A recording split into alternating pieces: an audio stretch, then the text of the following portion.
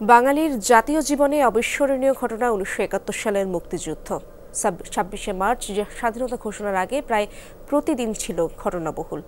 ৭ March racecourse ময়দানে মুক্তিকামী বাঙালির উদ্দেশ্যে যুদ্ধ প্রস্তুতির ডাক দেন বঙ্গবন্ধু শেখ মুজিবুর রহমান। তিনি বলেন, যার যা আছে তা নিয়ে প্রস্তুত থাকো, ঘরে ঘরে দুর্গ গড়ে তোলো।